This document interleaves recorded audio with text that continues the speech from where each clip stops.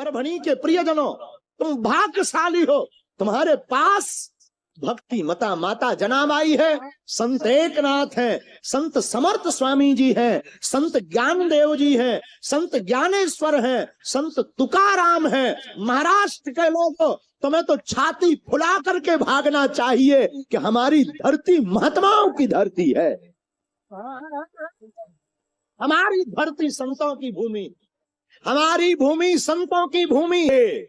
तुम रखवारे। हनुमान जी महाराज साधु संतों के रक्षक हैं और हनुमान जी संतों के रक्षक। लोग हमसे कहते कि आप कई बार विवादित बात बोलते। मेरे प्रियजनों, हमें भारत के प्रत्येक हिंदू में संत नजर आता है।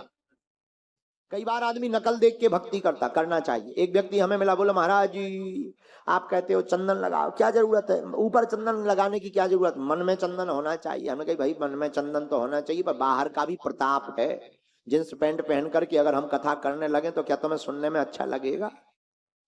अब वेशभूषा का भी प्रभाव होता है। बढ़िया वेशभूषा हो, बढ़िया चंदन बंदन हो, बढ़िया माला प्रभु की पहने हो तो आभा बनता है, आभा बनता है। माला ले लो तो प्रभाव बनता है, प्रभाव बनता है तो स्वभाव सुधरता है, स्वभाव सुधरता है तो राम जी का भाव मन में जाग जाता है।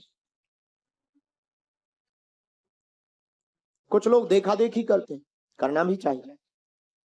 कई लोग तो कथा में आए, पड़ोसी आए, चलो हम भी चलते हैं, क्या करेंगे घर पर। अच्छा है, अच्छी बात है, चलना चाहिए। कुछ लोगों को देखा देखी ही करनी चाहिए। भगवान की कथा, भगवान की भक्ति देखा देखी से भी हो, वो भी बड़ी अद्भुत है। आप अपने बच्चों को खूब पढ़ाओ, खूब बढ़ाओ, खूब स्कूल भेजो, खूब अंग्रेजी पढ़ाओ, लेकिन बच्चों को मनुष्य जरूर बनाना, इंसानियत जरूर सिखाना, संस्कार जरूर देना। क्यों? क्योंकि अंग्रेजी पढ़ाई तो स्कूलों में मिल जाएगी, संस्कार की पढ़ाई तो आपको देनी पड़ेगी। और जो माता पिता अपने बेटा और बेटी की हाथ पकड़कर मंगलवार को मंदिर ले जाते, जो माता पिता अपने बेटा और बेटी का हाथ पकड़कर कथा में ले आते, उनके बेटा और बेटी बुढ़ापे में उन्हें भी भगवान के दर ले जाते। तो देखो भैया, ये कर्मों की खेती है, जैसा करोगे सो वैसा पाओगे। कर्म प्रधान विश्व करी राखा, जो जैसा कर्म करोगे। माई बाप, इसलिए कथा में बैठो, लेकिन ऐसे बैठो कि प्रभु के हो जाओ। कथा सुनने से होता क्या? अरे तुम ही बताओ, घाटा क्या? भैया, कथा जीवन की वृथा मिटा देती है। हाँ, जो कथा में बैठता उसकी वृथा मिट जाती। एक बात और, एक होता चरणामृत, एक होता रसामृत, एक होता दुग्धामृत, लेकिन कथा है कथामृत।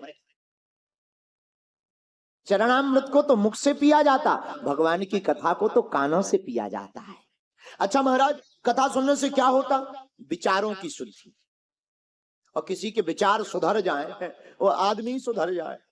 खेल तो पूरा विचारों का ही है, और विचार दिमाग में आते हैं, और दिमाग के से ही जुड़े हुए तार हैं कान, और कानों से ही कथा सुनी जाती। जो जो भगवान की कथा सुनते हैं उनके दिमाग के विचार बदल जाते हैं। जिनके विचार बदल जाते, उनकी जिंदगी की दिशा और दशा दोनों सुधर जाती है।